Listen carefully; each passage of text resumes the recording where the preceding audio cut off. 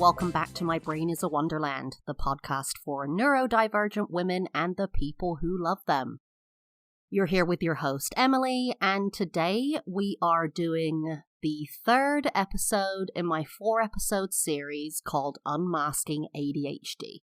This series was started because I did a 4-episode series called Unmasking Autism that was really popular. It seems like you guys really responded to it. And that was actually based on a book called Unmasking Autism by Dr. Devon Price.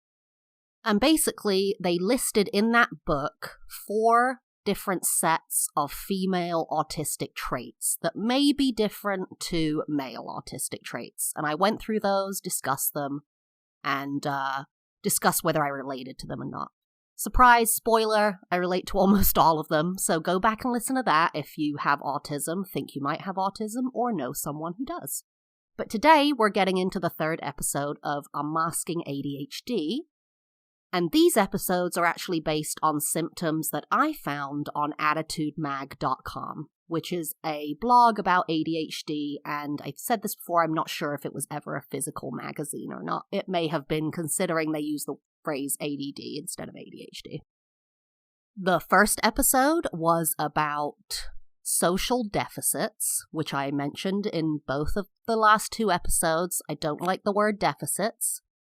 It has a negative connotation and kind of puts it into your mind, or my mind, or whoever's mind who's reading it and is diagnosed, that the things we live with are a deficit, that it's a negative thing, that we're missing something, that we don't have the thing we should have.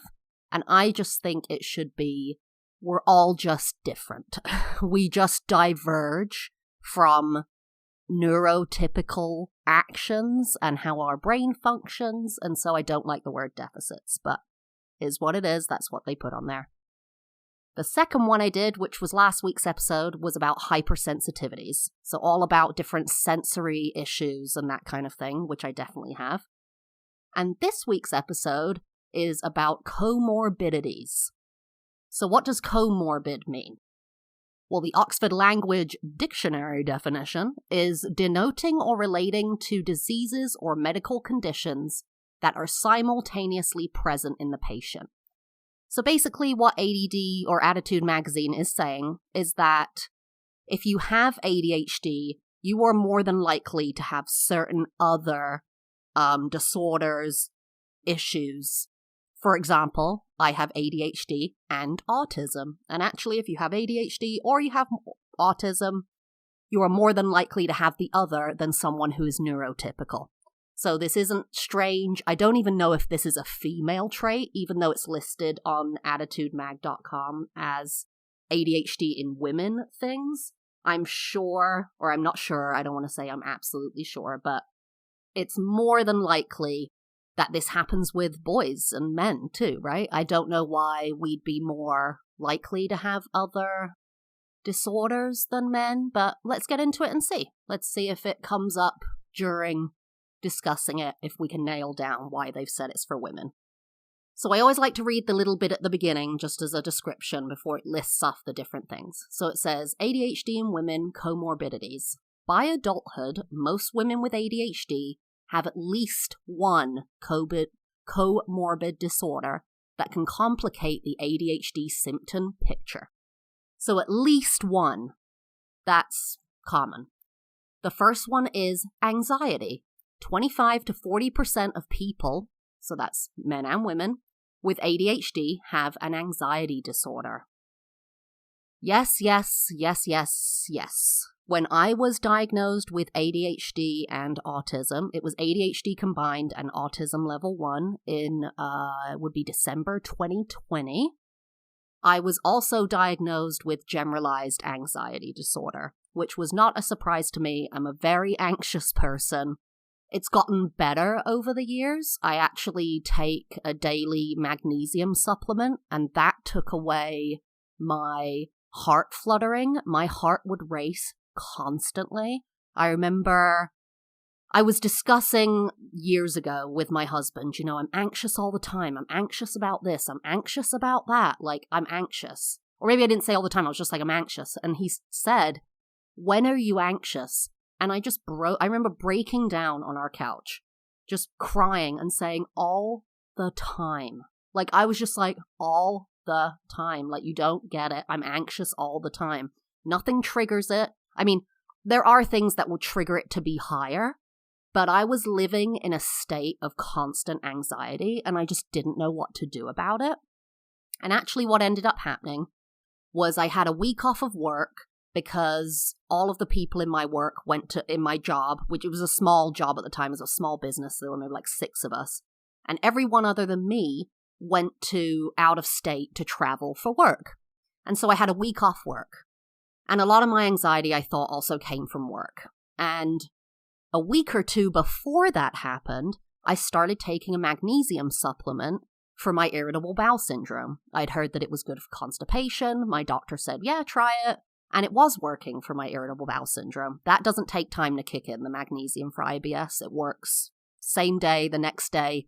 You'll notice your bowel movement is different. So was doing that for a couple of weeks. Then my whole work went on work, and I went on vacation for a week while they were out of state.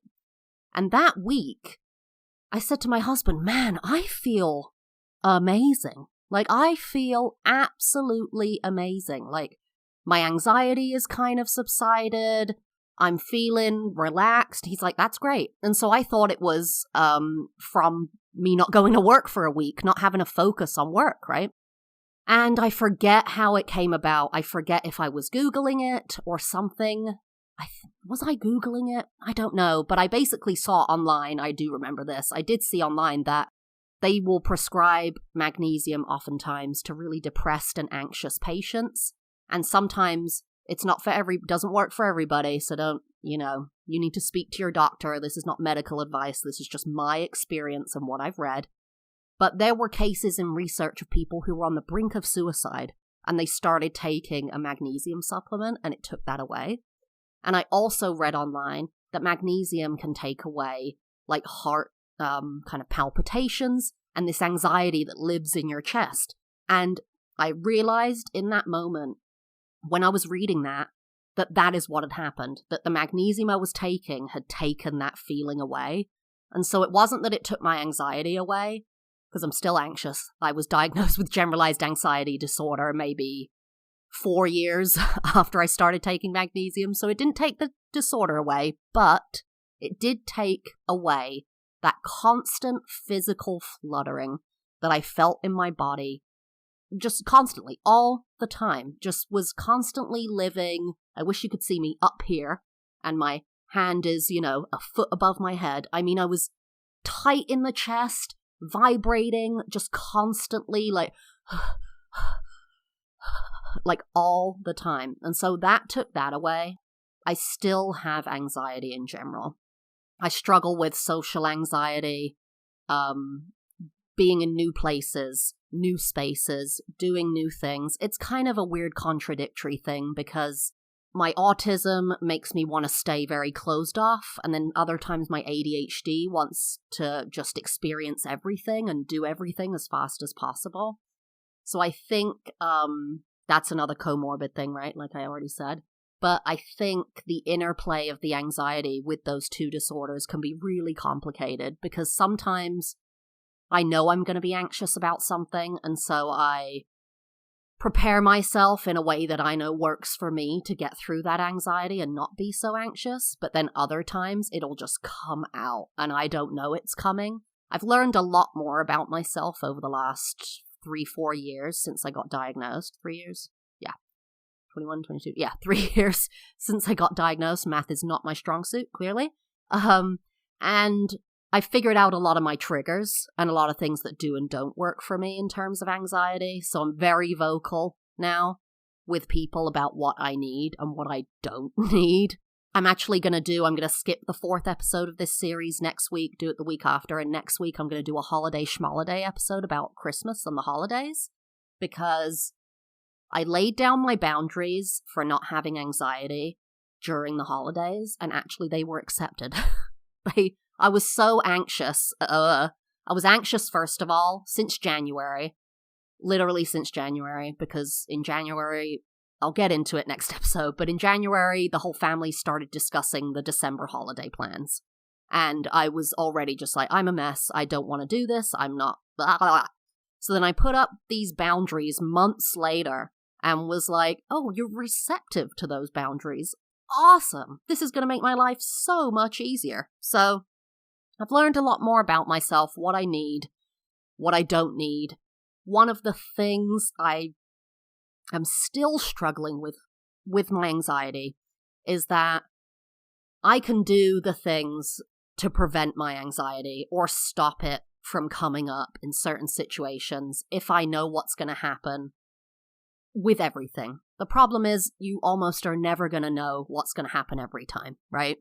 You could even go to the same Chipotle you go to 3 times a week, a block away, order the same thing, sit in the same spot, see the same workers, and something could happen that sets off your anxiety, right? Someone could walk in and be angry, aggressive.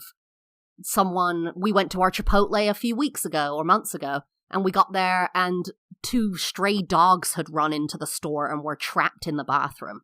That didn't cause me anxiety, but it was something that came up new, right? That could have. And so what I'm currently struggling with is being able to mitigate it or deal with it when it comes up and I wasn't expecting it. That's kind of my next, iteration of self, like I'm a transformer or something. But I've gotten to the point where I can prevent, mitigate prior, or figure out what I need, make sure if it is going to be anxiety inducing, I'm in cozy clothes, I'm feeling comfortable in general, just different things, right? But when I get somewhere and I'm like, okay, this is going to be fine, I got it, and then something happens, I'm like, I'm not fine. How do I take a step back from that? One of the things that just came into my head because I said take a step back is that this might not be anxiety completely, it might be sensory overwhelm, but maybe it would work for anxiety. And I've spoken about this, I believe, in an episode a long time ago. I grew up as an only child with a single parent. So in the house, usually, it was one other person who was very quiet. I didn't have siblings running around. I didn't even have 2 adults around me talking. If I wasn't talking to my mom, no one else was. You know what I mean? My husband has 2 siblings, so 3 kids total. His parents have like 4 or 5 siblings. My sister-in-law, his sister, has 4 kids. I mean, it's a very different style of family.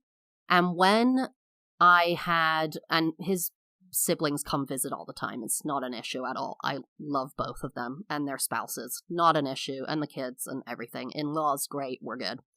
But my brother-in-law came to visit one time with his wife. And they'll stay overnight in our guest room. Totally fine. But when I wake up in the morning, here's what I'm used to. I'm used to, other than maybe like the Alexa playing news or a TV show running in the background, I'm not used to having to engage, mostly. I'm not used to having to have lots of noise, conversation, and activity around me in the morning. So I came out of the bedroom, and my husband's there, his brother's there, my brother's wife is there, my brother-in-law's wife, and it's just like, blah, blah, blah, blah. They're talking, it's activity. They were just eating breakfast, and I was like, oh my God, I cannot do this. And so I went into the kitchen, which it's an open space between the kitchen and the living room, but you have to go around a corner. So I just literally grabbed my snack pack that I usually eat for breakfast, went into the kitchen, leaned against the counter behind, like, where no one could see me, and they just thought I was in the kitchen faffing around, and I just leaned against the counter, ate my breakfast, and just stayed there for like 2 minutes. I just needed that moment. I guess another thing I've done in the past is, I've talked about this, I've gone to the bathroom, oftentimes in public places. I'll go to the bathroom to remove myself from something, to just be like, I need a minute alone in the quiet in the bathroom. That being said, you can't always remove yourself when you're anxious, and I'm trying to think of other things to help that, because I don't always want to have to remove myself. So that's something I've dealt with my whole life, and I'm getting there, but still trying to figure out that piece of, okay, this is a mess right now. How do I backtrack on this? How do I scale this anxiety down from this without just having to completely remove myself? So yes to the first one, very anxious. The second comorbid disorder is mood disorders. Now, I've mentioned this on the podcast previously. I don't usually look up these lists before I start the episode because I want like the cold open. I want like the, you just read it and instinctually say what you're thinking and feeling. But right now, while I'm on this podcast, I'm going to Google mood disorders because I honestly don't even know what that means. If I would guess, I would think bipolar, but I don't actually know outside of that what it would be. So here, let me Google it. Alright, so I got a little types of mood disorders little image here. And yes, bipolar 1 and 2 is included in that. Seasonal affective disorder. Interesting. I don't think I get that in general. I grew up in England, and even people who grow up in the cold can get this, but I don't get that. I like snuggly cold weather. I'm not a huge fan of like heat sun, but it doesn't upset me. It's not like a big deal. Cyclothymic disorder. Okay, sorry, not sure what that is. I'll have to Google that later. Disruptive mood dysregulation disorder. Mood's in the title. Persistent depressive disorder. So that is actually something I did get diagnosed with, along with my ADHD combined, autism level 1, generalized anxiety disorder, and persistent depressive disorder. So yeah, I guess I do have at least one mood disorder in addition to my ADHD. Premenstrual dysphoric disorder. I don't think I have that. I can barely tell when my period's about to arrive. I don't think I radically change except for the night before. I have to eat everything. So I'll be like waking up the next morning, laying in bed and going, why did I have to eat 6 plates of pasta, cookies, like all the carbs, all the sweets, all the cheese? And then I'm like, oh, I got my period. Got it. And then the last one I have on this list is major depression disorder. Honestly, I'm not sure how that differs to persistent depressive disorder. Persistent sounds like it's persistent. It doesn't stop. You just have it all the time. Major depression disorder, maybe the depression is more serious. I really don't want to judge. I'm not sure. Maybe that's like when you're suicidal. I'm not really sure. So out of, let's see, 1, 2, 3, 4, 5, 6, 7, 8 listed on this, at least, I have one of those, which is the persistent depressive disorder. So yeah, I do have that. I've probably been depressed almost my entire life, to be honest, in some way. Had those ups and downs, which why I spoke about when I was trying to get diagnosed and in other episodes. I always wondered if I had bipolar. My grandmother was diagnosed with bipolar, and I was really, I knew if you have a female in the family who's bipolar, you're, likely to have it type deal. But as I've said also before, I'm not even sure I don't know if that is a misdiagnosis, to be honest. Many women are misdiagnosed with bipolar disorder and other disorders before they get to ADHD and or autism. So I'm not sure about that, but yeah, definitely have the persistent depressive disorder. All right, the third one, dysregulated eating. Bulimia is most common. Okay, yep. I kind of go back and forth between 3 different types of eating. Binging, so just eating everything all the time and in a frantic way that I'm just consuming, and it's this sensory overload of just eat, just move, just eat, da-da-da-da. And feeling full. I love to feel full. The neutral middle, more balanced, which is I'm eating 3 square meals a day. I'm full, but I'm not overly full. I'm not overeating. I'm not forgetting to eat. That has been more consistent since I've been diagnosed. Recognizing that and recognizing that I actually need food, guys. Okay, let me just get to the third one. And the third one is not eating. So either forgetting to eat, or which is really common with ADHD, or choosing not to eat because I want to lose weight, or I just don't even want to get into it. Sometimes I go to the fridge, open it, and I'm like, bleh, don't even want to get into it. I'll just eat later, whatever. I don't want to do it. But what was I going to say about the neutral thing? The neutral food. It's been more steady since I got diagnosed. I think I'm recognizing what I need and don't need. Oh, right. So before I got diagnosed, honestly, I would eat. Sometimes I would not eat breakfast, eat a banana for lunch, and then eat dinner. And I would wonder why I would be exhausted all the time, tired, having to nap on the weekends a lot or on days where I was at home.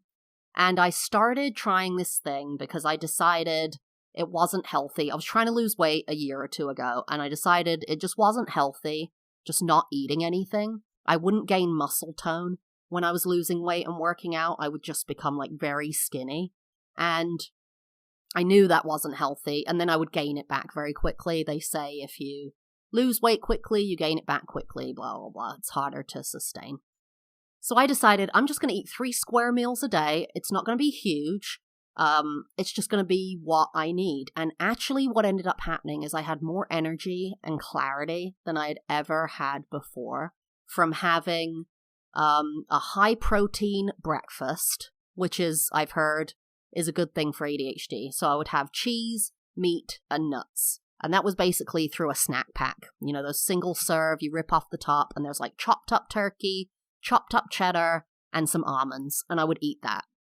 Then for lunch, I would probably either have a small, I'm talking small, maybe 2 cups of food total, maybe less than that, of either leftovers from the night before, or I would make a sandwich, but I would eat half the sandwich. So I buy sourdough bread, which is the baked bread from the deli, so it's quite long when you have the slice, right? It's quite wide. Not like a square loaf slice that you would get from Walmart or something. So I get the sourdough, and I would use 1 slice and fold it in half and make a sandwich, and it would usually be turkey, a slice of cheese, some lettuce, tomato, and a sauce like honey mustard or mayo or something like that.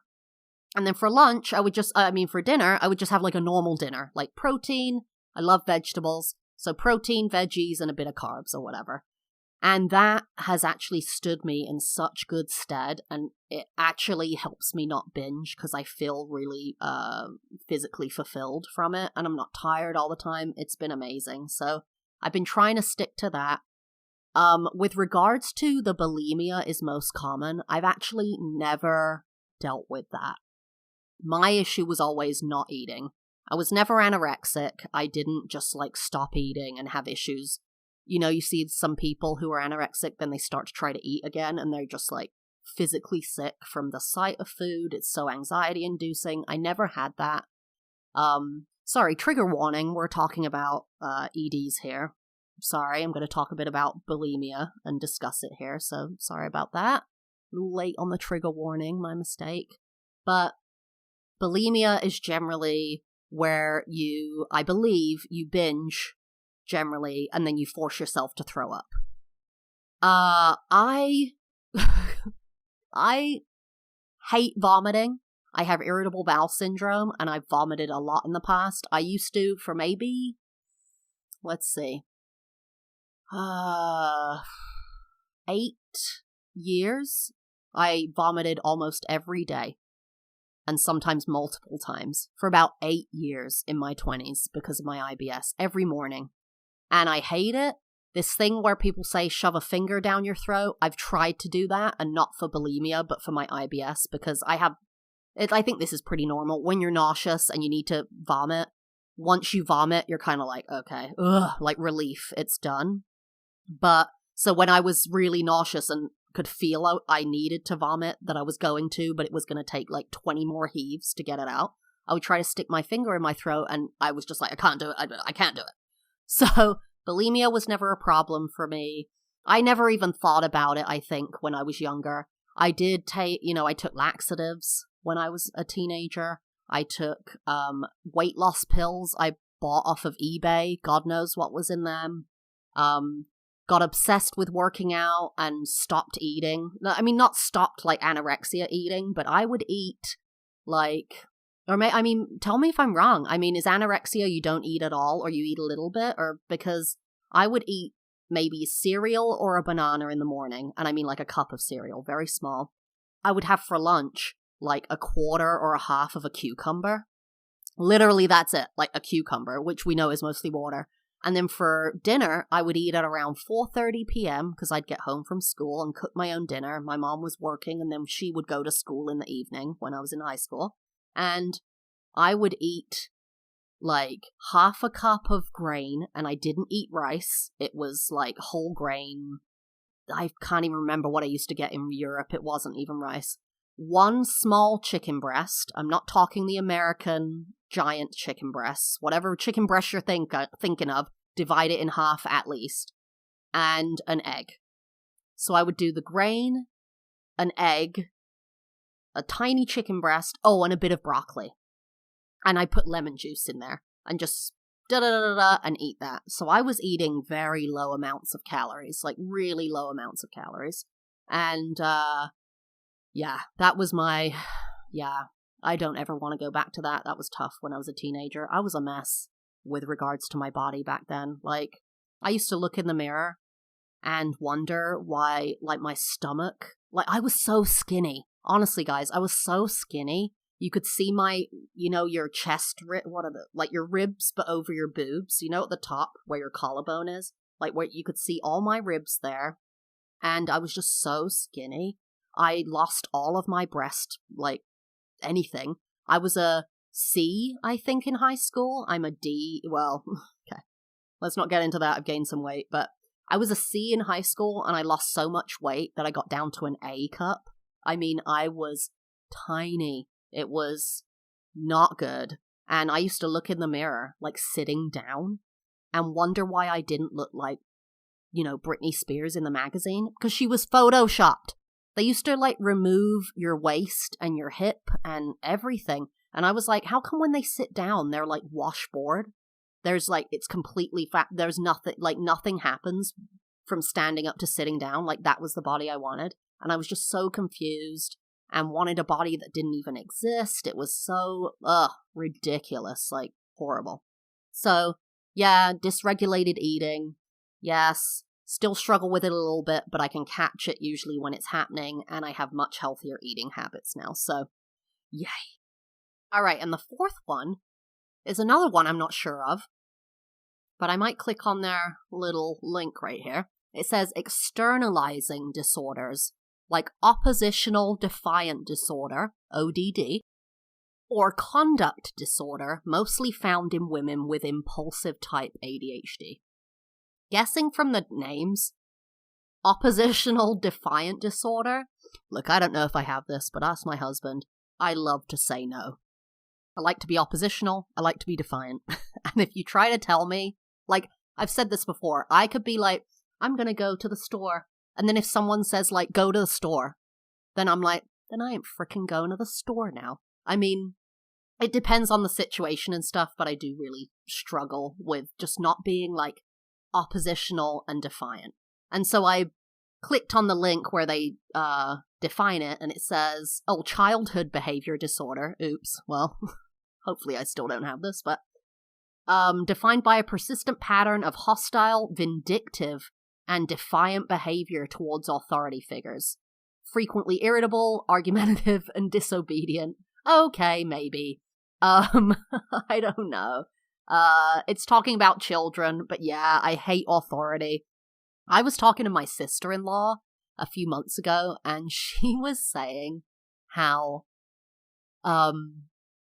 she has to be, you have to make your boss think that it's, it's their decision. That kind, like, let them be in charge, I guess, that when they're being a certain way and they want authority and they're trying to be authoritative, you have to let them be that way because you are their employee. And I remember her talking about how she allows that to happen. And I think it's very professional. It's not your space to challenge this person on what their decisions about their business are. If it's fine for the company, you just don't want to do it. But man, I was like, talking to her and just thinking, I never have ever done this with a boss, ever. Like, I challenge everybody.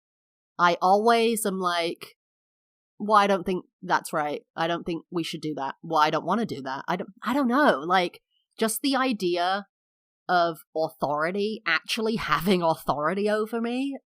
No, you can't take my, what's the Firefly? You can't take my soul from me. Is that the song? The Firefly TV show? The Buffy guy show? Yeah, maybe. But that's literally what it is. I'm like, you're not taking me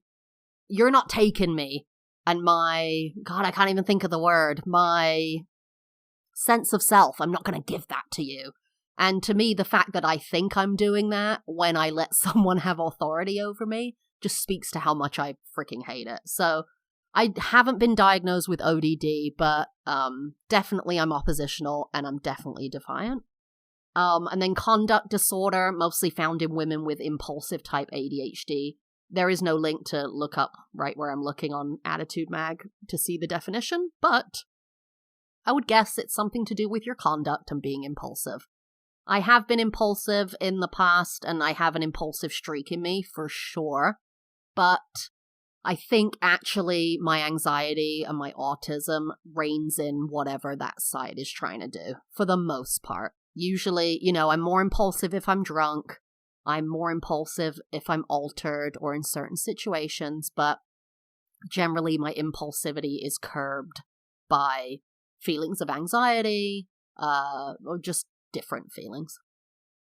All right, and now the fifth and final comorbid disorder is personality disorders, like borderline personality disorder, BPD. I do not have BPD. I haven't been diagnosed with it. I know people with it. And I also know that BPD is a common misdiagnosis in women who have ADHD and or autism before they get to the right diagnosis. So that's interesting to me, actually, that this can be a comorbid disorder, because I hear all the time that people are diagnosed with BPD, and then later they're like, no, it's ADHD and or autism. So that's interesting. And that's the end of the comorbidity section. I don't know much about BPD and the symptoms that present and how that could emulate ADHD. I mean, I'm not sure if it's because BPD is close in a lot of ways to ADHD and or autism, or it's just that people are assuming, doctors are trained in certain ways to look for certain things, and they're thinking they're seeing BPD more than they are, say, ADHD. So I'm not sure. But that's the end of this episode, and next week we are going to, next week, like I said at the beginning, we're going to be doing a holiday schmoliday Christmas episode, so I can discuss laying down my boundaries and how that went and how you can do that too. And then the fourth and final episode will be on impulsivities. So I'll discuss that. And then I think I'm probably going to take a week or two long break, and that'll be around January, early January. I may splice together some old episodes to throw up there in the meantime.